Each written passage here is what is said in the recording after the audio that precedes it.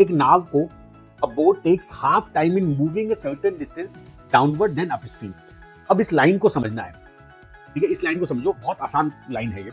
A boat takes half time in moving a certain distance. जब certain distance word आ जाए मतलब क्या कहना चाह रहा है, वही कहना चाह रहा है कि उसकी डिस्टेंस कांस्टेंट है। एक नाव को पर्टिकुलर डिस्टेंस, सेम डिस्टेंस जाने में अपस्ट्रीम में, डाउन स्ट्रीम में आधा टाइम लगता है अपस्ट्रीम। हम इसका रेशियो कैसे लिखेंगे? देखो हमारे पास अगर अपस्ट्रीम स्पीड होगी x प्लस वाई, देखो यहाँ पर लॉजिक क्या होगा, स्पीड अपस्ट्रीम या speed downstream upon speed upstream बराबर time upstream upon time downstream. ये क्या चीज है? देखो मैंने आपको बताया था, अगर डिस्टेंस कांस्टेंट होती है, अगर डिस्टेंस कांस्टेंट होती है तो speed is reciprocal of time.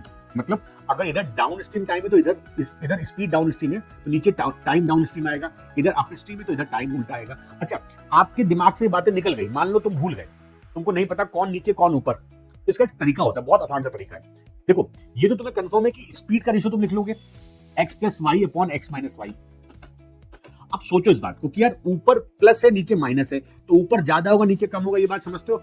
अगर ऊपर प्लस है नीचे माइनस है, ऊपर ज्यादा होगा नीचे कम होगा, और यहां पर जो अंतर है वो कितना अंतर है? हाफ। मतलब एक चीज आधी है, एक डबल है। मतलब एक अगर 1 है तो दूसरी 2 होगी, अगर एक 2 है तो उसकी आधी 1 होगी, यही तो बात है। इसका मतलब इन दोनों में 2 और 1 का रेशियो है, तो इसका मतलब ये बड़ा है तो 2 ऊपर होगा 1 नीचे होगा। अगर आप ये समझ गए बात, तो इतना स्मार्टनेस होनी चाहिए कि आप क्वेश्चन देखो सीधे स्लाइड पे आओ। अगर आप डायरेक्टली स्लाइड पे आते हो क्वेश्चन हमारा हो गया, अगर आप डायरेक्टली स्लाइड पर आते हो हमारा क्वेश्चन हो गया। अब इसके बाद हम लगाएंगे कंपोनेंडो एंड डिविडेंडो। क्यों लगाएंगे ऐसा? क्योंकि मुझसे पूछ रहे हैं the ratio of the speed of boat in still water, मतलब x अपॉन y पूछ रहा है। The ratio of speed of the boat in still water and that of the current, मुझसे x अपॉन y पूछ रहा है। ये भी ध्यान रखना है कि क्या निकालना है।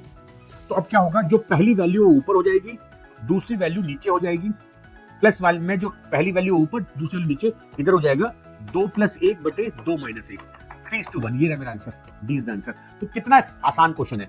फर्स्ट मेथड ये, सेकंड ये, बस 2 लाइन में आंसर आ जाएगा।